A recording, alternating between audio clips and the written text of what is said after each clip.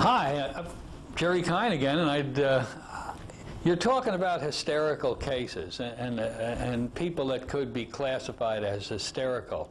And your instructor is doing a great job. But, you know, I just have to leap in here and tell you a story, what happened to me when we're dealing with a hysterical person. I think you'll find it interesting.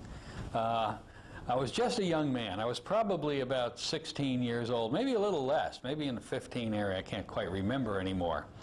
But I had about, with an early instructor by the name of Vic Carnella, when I was very young, he was starting to teach me hypnosis, that old-fashioned kind of stuff where you were doing progressive relaxation work. So he said, one of the great ways that you can learn how to do this is by watching me. And I have to give a seminar to a group of people at a stock brokerage firm on stress control. So why don't you come along and watch and see how it's done. Put your suit on. Well, I was growing like a weed, so I went home, put my suit on. Of course, it didn't fit. The sleeves were too short. The legs were too short. My white socks were showing. But I didn't care. I just was so excited about this.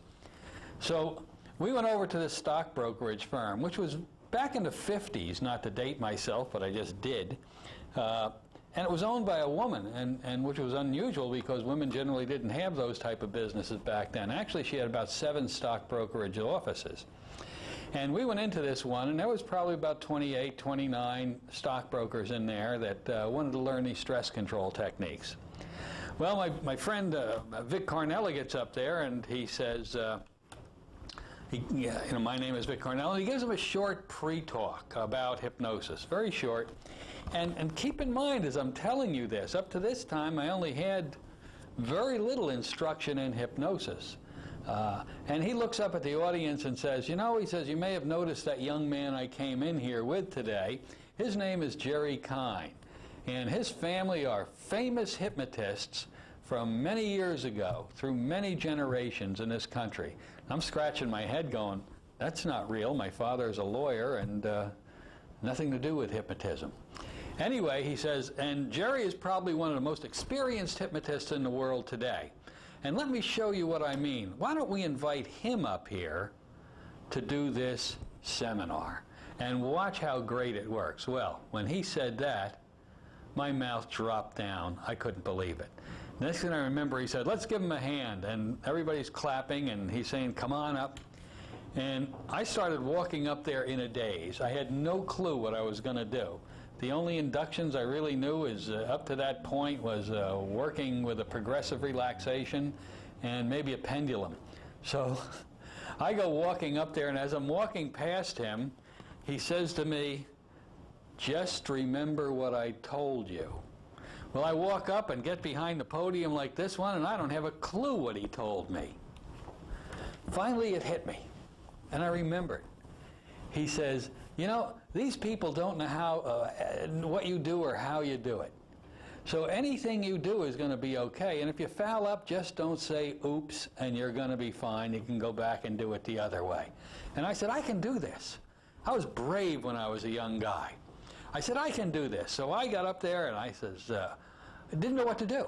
I saw he had a stress control pattern on the podium, but I thought probably the best way to do this would be to get a demonstrator unit up there. So I made a cardinal mistake that you'll never make, and I asked for a volunteer. You see, when you ask for a volunteer, nobody volunteers.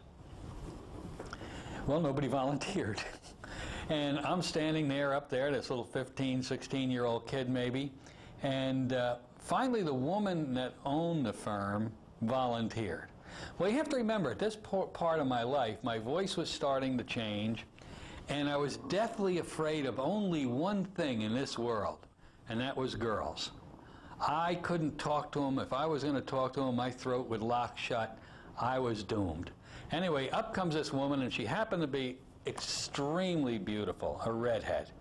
And as she came up, I set a chair out next to me, and I said, sit down, please. I could barely speak.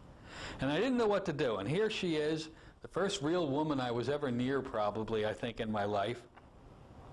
And I didn't know what to do. So when you don't know what to do, you whip it out. So I whipped out my pendulum. And I held it in front of her eyes like this. And as I did, I started to say something like that, and now as you watch the pendulum, feel your eyes becoming heavy, droopy, drowsy, and sleepy. And I was amazed. That's exactly what happened. And I said, they're closing, closing, closing, and they did. And I'm going, wow, this is so cool. I never did this before, you say. And then, I'll make believe I'm her for this story. As she's sitting there, I start rolling into a progressive relaxation induction because I just didn't know any better back then. Anyway, as I'm starting to generate relaxation, the most unusual thing began to happen. The first thing that happened was her legs were starting to move rhythmically back and in and out like this. I thought that was interesting. And then her head started to rotate, something like this, along with the legs moving in and out. And then her respiration started to increase, and it looked and sounded something like this.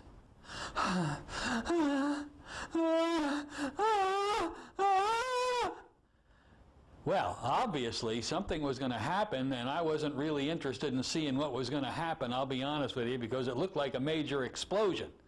Now, what do you do when this happens? That's a classic case or situation of what we call the development of a hysteria within the person or a hysterical person. So what do? Who do you call? Well, I didn't know what to do. I remember Vic told me, based on the old training, that if this ever happened, what you're supposed to do is stand behind them, stop their head from rotating, and then emerge them from hypnosis. Have them open their eyes, stop the trance induction. And then, once they were back to normal, to try it again, and usually it's fine the second time. If they have the same problem the second time, you're supposed to, according to the old ways, send them to a psychologist, you say. Well, that may be true back then. Today, what you would do, but only after the advanced portion of your class, it would be wonderful. Because when you see this happen, first thing you do is you take a position, something about on this angle, you raise this hand up like this, followed by this hand up like this. You bring them together like this. You look up and say, "Thank you, Lord, because you have just had all the work taken out of your induction." At that point, all you have to do is let it build up, and then boink them on the head like this and say, "Now follow that feeling back to the first time you ever felt it. 5, 4, 3, 2, 1, boink. Where are you now? Daytime, nighttime, inside, outside, alone, or somebody with you? Give me a report." And you've regressed them right back to this tremendous negative energy that they're beginning to expose to you.